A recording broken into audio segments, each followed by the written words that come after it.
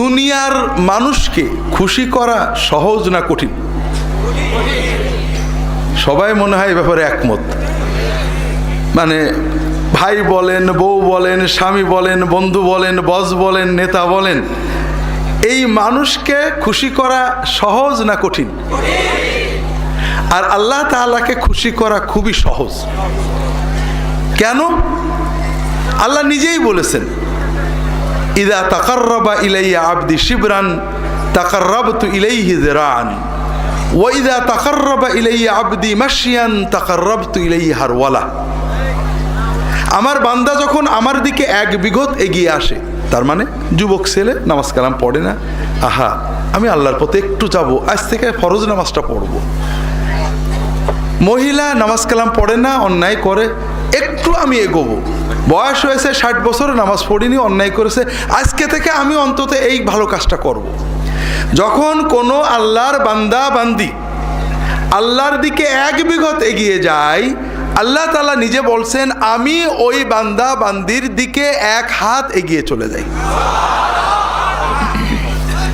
যখন কোনো আল্লাহর বান্দা বান্দি আল্লাহ বলছেন আমার দিকে হেঁটে হেঁটে এগোই, এক পা দু পা ভয়ে ভয়ে, আল্লাহর পথে কি থাকা সহজ? নামাজটা পড়ি না রোজা থাক, দাড়িটা থাক নামাজটা ধরি, দাড়িটা রাখি ধূমপানটা বাদ দিই, পর্দাটা করি, স্বামীর সাথে ঝগড়াটা করতেই থাকি। যখন আল্লাহ তাআলার কোনো বান্দা বান্দি আল্লাহ তাআলার দিকে এক পা দুপা করে এগোতে থাকে, আল্লাহ তাআলা বলছেন আমি ওই বান্দা বান্দির দিকে দৌড়াতে দৌড়াতে এগোতে থাকি। তাহলে ভাইরা, আল্লাহর ওলি হওয়া সহজ না কঠিন? সহজ। এবার দ্বিতীয় বিষয় চিন্তা করেন,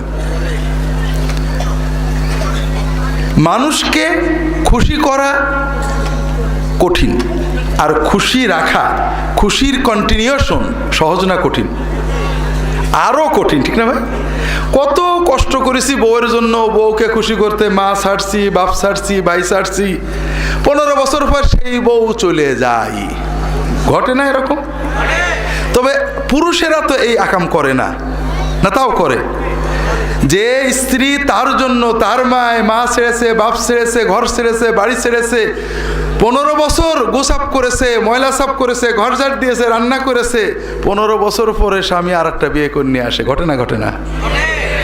তাহলে এরকম বাবা মা ভাই বোন নেতা নেত্রী বন্ধু বান্ধব খুশি রাখা কঠিন, খুশি কন্টিনিউ করা আরো অনেক কঠিন, ঠিক না ভাই? আর আল্লাহ তাআলাকে খুশি রাখা, খুশি করা যত সহজ, খুশি রাখা আরো অনেক বেশি সহজ। কিভাবে?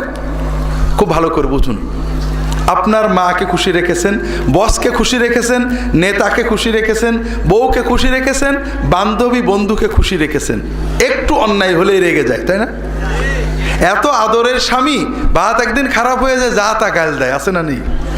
এত আদরের বউ একদিন শাড়িটা কুমা হয়েছে অথবা একটা অন্যায় কথা বলে ফেলেছে, রাগারাগি ঝগড়ার শেষ নেই, ঠিক হয় না? হয় না? আর আল্লাহ তাআলা কত ভালোবাসেন বান্দাকে। আল্লাহ তাআলা বলছেন, আল্লাহ রসুল সাল্লাল্লাহু আলাইহি ওয়াসাল্লাম বলছেন, ইন্নাল্লাহা ইয়াবসুতু ইয়াদাহু বিল-লাইলি লিয়াতুবা মুসিউন নাহার ওয়া ইয়াবসুতু ইয়াদাহু বিন-নাহার লিয়াতুবা মুসিউল লাইল। আল্লাহ তাআলা বান্দা যখন গুনাহ করে ফেরেশতাদের শিখিয়ে দেন, গুনাহটা সঙ্গে সঙ্গে লেখো না, গুনাহটা সঙ্গে সঙ্গে লেখো না, সারাদিন অপেক্ষা করো, দিনের ভিতরে যদি তওবা করে ওর নামে কোনো গুনাহই লেখো না। আল্লাহ তাআলা রাত্রিবেলায় হাত বাড়িয়ে দেন, বান্দাকে বলেন যে বান্দা দিনের বেলায় গুনাহ করেছো, এখন গভীর রাত, কাউকে লাগবে না, তুমি তওবা করো। তওবা মানে কিচ্ছু না, তওবা মানে পীর সাহেব না, মৌলানা সাহেব না, হুজুর না, তওবা মানে কোনো বিশেষ বাক্য না, তওবা মানে মনের ভিতরে গভীর অনুতাপ, আল্লাহ অন্যায় করেছি, গভীর ক্রন্দন, আল্লাহ মাফ করে দাও, আর কখনো করব না, এই সিদ্ধান্ত। আল্লাহ বলেন বান্দা আমি এই হাতটা বাড়িয়ে রেখেছি, রাতের গভীরে একাকী, কেউ জানবে না, তুমি একটু মনের সিদ্ধান্ত নাও, আমার কাছে ক্ষমা চাও, তোমার সব গুনাহ ক্ষমা করে দেওয়া হবে।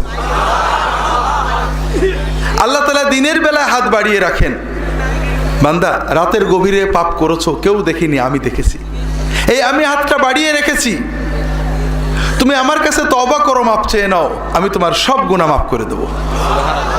হাজেরিন, তাহলে আল্লাহ তাআলাকে খুশি করা সহজ না কঠিন? সহজ। আরো দেখেন,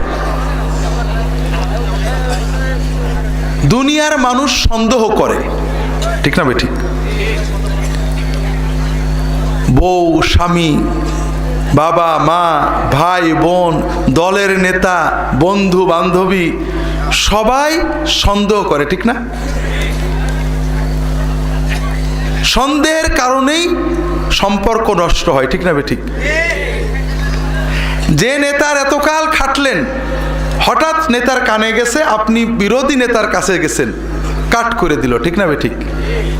হাজরিন, আল্লাহ তাআলা বান্দাকে সন্দেহ করে না, ঠিক না? কারণ আল্লাহ তো বান্দার সব জানেন। আল্লাহ বান্দার মনের কথা জানেন, আল্লাহ শুধু মনটা দেখতে চান। ইন্নাল্লাহা লা ইয়ানজুরু ইলা সুওয়ারিকুম ওয়া আমওয়ালিকুম ওয়ালাকিন্নাহু ইয়ানজুরু ইলা কুলুবিকুম ওয়া আমালিকুম। আল্লাহ তোমাদের দেহও দেখেন না, আকৃতিও দেখেন না, টাকা পয়সাও দেখেন না, আল্লাহ শুধু দেখেন তোমার মন আর তোমার কর্ম।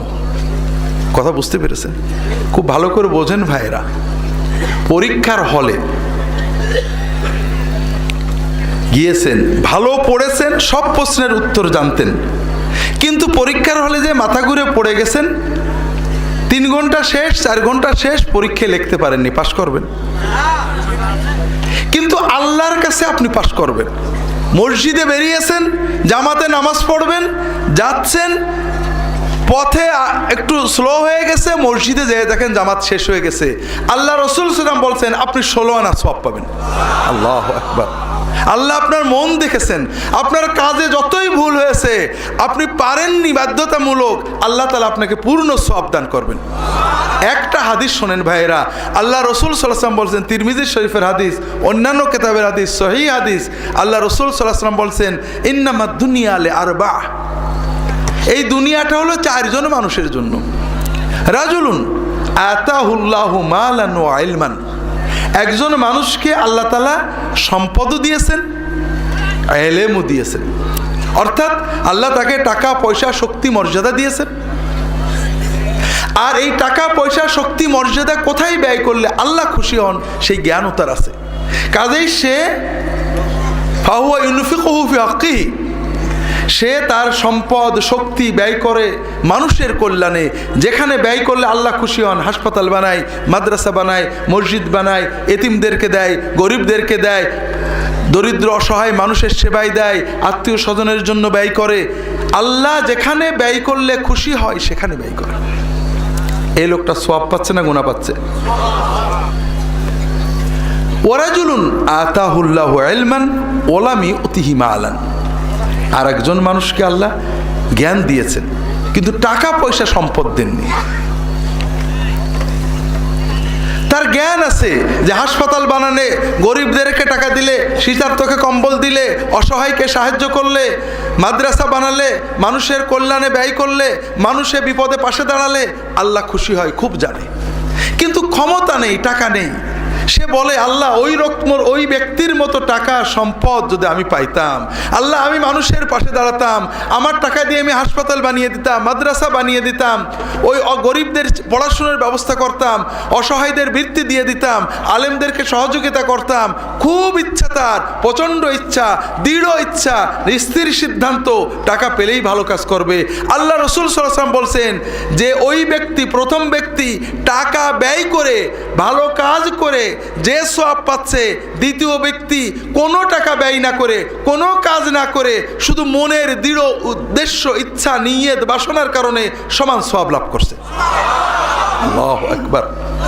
আল্লাহর ওলি হওয়া কত সহজ। শুধু আপনার মনের দৃঢ় ইচ্ছা, দৃঢ় সিদ্ধান্ত, আল্লাহর কাছে আপনি সওয়াব পেয়ে যাচ্ছেন। গুনাহও কিন্তু এরকম ভাই। আল্লাহ রাসূল সাল্লাল্লাহু আলাইহি ওয়াসাল্লাম বলছেন রাজুলুন আতাহুল্লাহু মালান ওয়া লাম ইউতিহি ইলমান, আরেকজনকে আল্লাহ সম্পদ দিয়েছেন, দুর্ভাগ্য সম্পদ কোথায় ব্যয় করলে আল্লাহ খুশি হন জানে না। ফাহুয়া ইয়াখবিতু ফীহি, তার টাকা, তার শক্তি, সম্পদ অন্যায় করে, জুলুম করে, অন্যায় বিচার করে, সিনেমা হল বানায়, যাত্রা নিয়ে আসে, সার্কাস নিয়ে আসে, যুবকদেরকে মদ খাওয়া শিখায়, মাদকতা শিখায়, দল ভারী করার চেষ্টা করে, মানুষের ভিতরে অশ্লীলতা বেহায়াপনা প্রসার করে, মানুষের কল্যাণে ব্যয় করে না। এ লোকের গুনাহ হচ্ছে না সওয়াব হচ্ছে?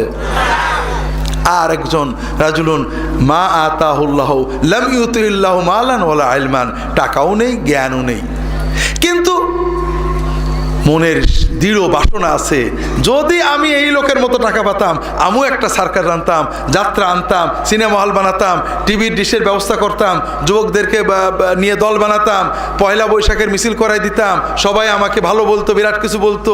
মনের খুব বাসনা। আল্লাহ রসুল সাল্লাল্লাহু আলাইহি ওয়াসাল্লাম বলছেন ওয়া হুমা ফিল বিজরি সাওয়া, ওই আকাম করে যত গুনাহ পাচ্ছে, শুধু আকামের দৃঢ় সিদ্ধান্ত করে এই চতুর্থ ব্যক্তি তেমনই গুনাহ অর্জন করছে।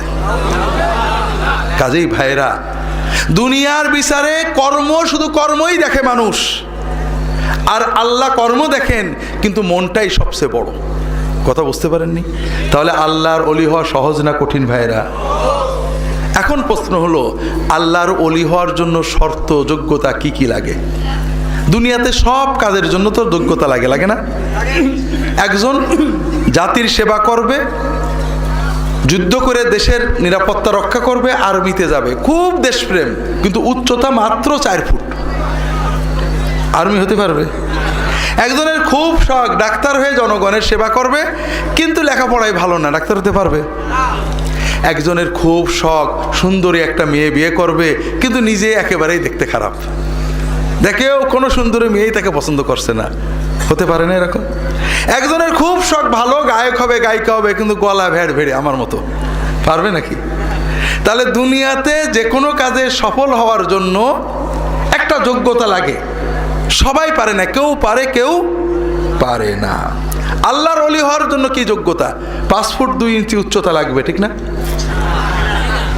অন্তত ম্যাট্রিক পাস, আলেম পাস হতে হবে, হাফেজে কোরআন তো হতে হবে, গায়ে জোর তাকত তো থাকা লাগবে, কিছু না হোক অন্তত পীর সাহেব তো হওয়া লাগবে, পীর সাহেবের মুরিদ তো হওয়া লাগবে, পীর সাহেবের জামাই তো অত্যন্ত হতে হবে, হ্যাঁ?